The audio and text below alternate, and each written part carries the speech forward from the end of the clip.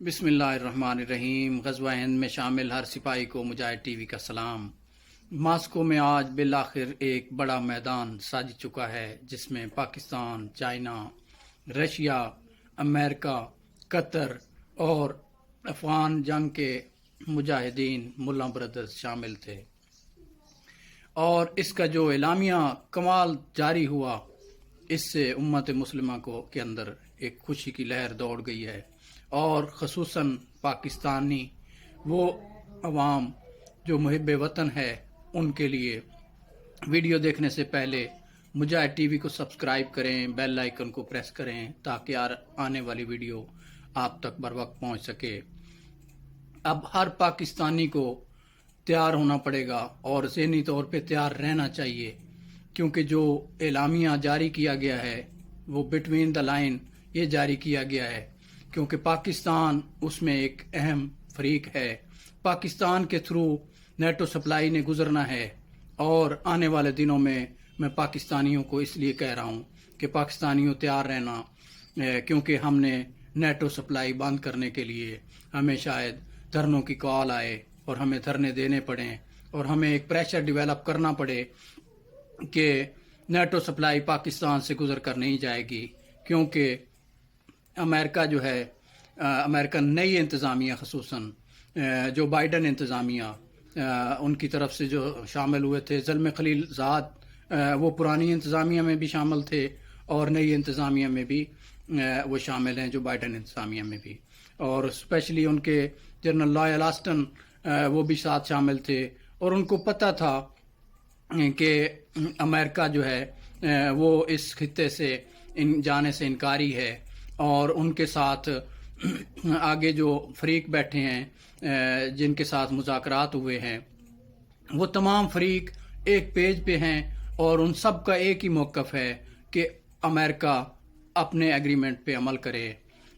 یاد رہے کہ امریکہ نے طالبان کے ساتھ دوحہ میں بیٹھ کے کوئی 14 مہینے پہلے ایک ایگریمنٹ کیا تھا، جس کے مطابق امریکہ کو 1 مئی 2021 کو یہاں سے مکمل انخلا کرنا تھا افغانستان سے۔ ٹرمپ انتظامیہ کے دور میں یہ انخلا کافی حد تک کمپلیٹ ہو چکا تھا، صرف 2500 فوجی امریکنز جو تھے وہ باقی رہ گئے تھے، اور جو ابھی تک ادھر ہیں۔ اس کے بعد ٹرمپ کی حکومت ختم ہو گئی، نئے الیکشن ہوئے، جو بائیڈن کی حکومت آ گئی۔ جو بائیڈن انتظامیہ جو ہے یہ پچھلے ٹرمپ سے پہلے 8 سال یہی جو بائیڈن نائب صدر تھے امریکہ کے، اور ان کو اس ساری پراکسیز اور ان جنگوں کا ایکسپیرینس ہے۔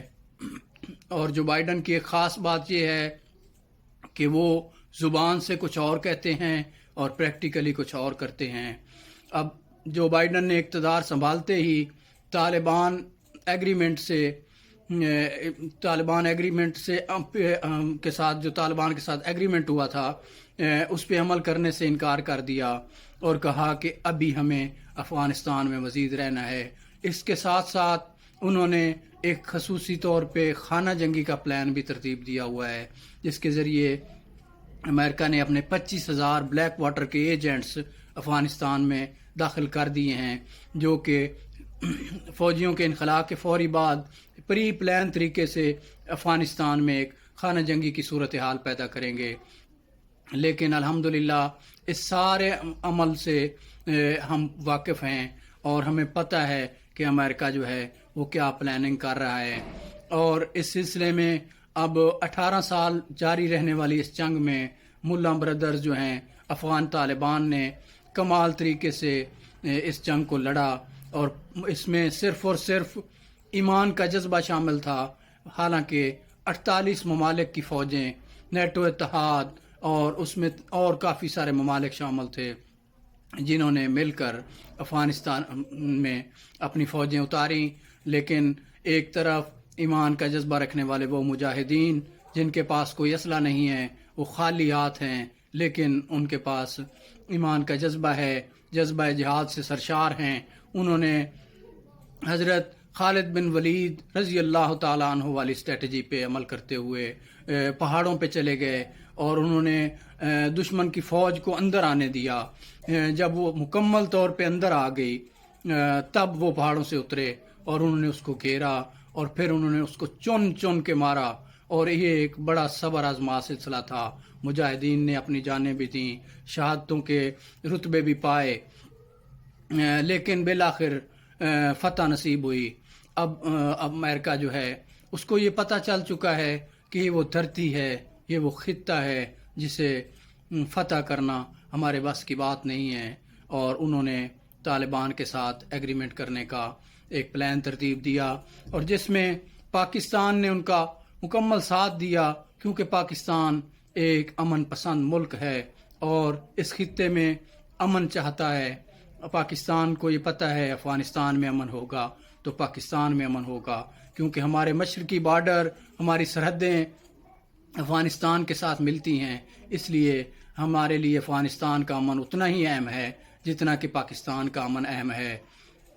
इस सारी कॉन्फ्रेंस में कतर को भी शामिल किया गया था, क्योंकि वहाँ पे बैठ के जो एग्रीमेंट किया गया था उस एग्रीमेंट में ये दोहा में बैठ के हुआ था और उनको भी शामिल किया गया था। हालांकि इस कॉन्फ्रेंस का मास्को में मुनक्कद होना ये भी अमेरिका के लिए बड़ी परेशानी का बायस था। अमेरिका हरगिज़ ये नहीं चाहता था कि ये कॉन्फ्रेंस रूस के शहर मास्को में हो,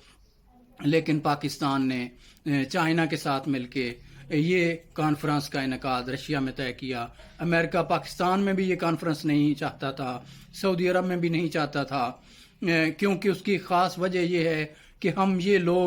ये ममालिक के लोग, हम इंडिया को इसमें रोल नहीं देख रहे, इंडिया को कोई इसमें स्टांस नहीं है, इंडिया का कोई रोल इसमें बनता नहीं है, क्योंकि इंडिया का यहाँ पे अफ़गानिस्तान के साथ कोई बॉर्डर नहीं है। इसलिए हम सब ममालिक का ये मौक़िफ़ है, पाकिस्तान, रशिया और चाइना का, कि इन मुज़ाकरात में इंडिया की दखल अंदाजी नहीं बनती, इंडिया का शामिल होना, मोदी को इनवाइट करना, ये हमने नहीं किया। इसीलिए अमेरिका जो है उसने इस कॉन्फ्रेंस के फौरी साथ ही उसने अगली कॉन्फ्रेंस का ऐलान तुर्की में रखने का ऐलान किया है, ताकि वहाँ पे इंडिया को भी शामिल किया जा सके और इंडिया जो है वो भी अपने मुतालबात अपने सामने रख सके। नाजरीन, इसकी ख़ास वजह यह है कि इस सारे मामले में सिर्फ़ और सिर्फ अमेरिका एक तरफ है। अफ़गानिस्तान की तरफ से मुल्ला ब्रदर्स, अफ़गान तालिबान, अशरफ गनी, हामिद करज़ई और ये सारे लोग शामिल, हिकमत यार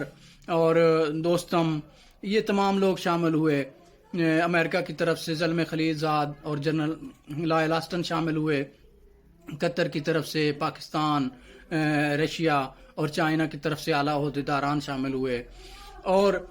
इस सारे मामले में एक कमाल शान फातिहाना अंदाज के साथ जो इनका इस्तकबाल किया गया मुल्ला ब्रदर्स का, वो देखने के काबिल था, क्योंकि उन्होंने जंग लड़ी है और उन्होंने फातिहाना अंदाज से जिस एंट्री हुई, जिस अंदाज से वो इस कॉन्फ्रेंस में दाखिल हुए, वो काबिल दीद था। ज़ाहिर है जो अल्लाह के रास्ते में लड़ते हैं और एक लंबा अरसा जिहाद करते हैं, अल्लाह उनको इज़्ज़त से नवाजता है। और आज पूरी दुनिया ने उनका वहाँ दाखिल होना और एक शान फातिहाना के साथ दाखिल होना वो पूरी दुनिया ने देखा। और फिर उसके बाद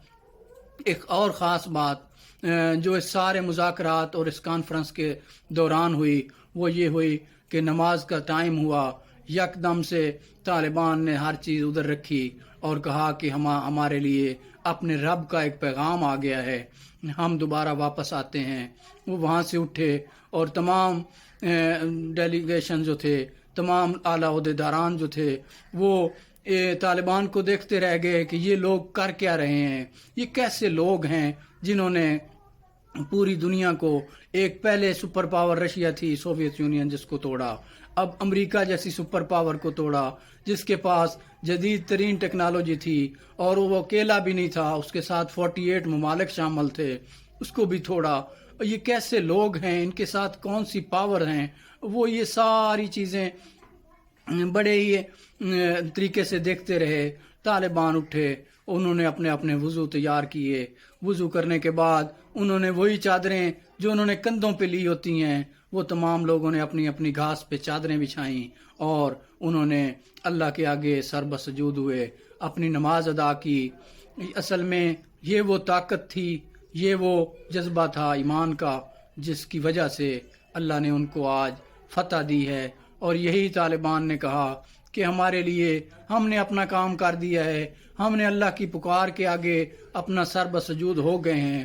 اب آگے اللہ کے آگے ہے ہمارا، ہمیں وہ کتنی عزت دیتا ہے۔ ظاہر ہے جو اللہ کی طرف لوٹ جاتا ہے اللہ اس کو عزت ضرور دیتا ہے۔ یہی کام اس سلسلے میں ہوا ہے۔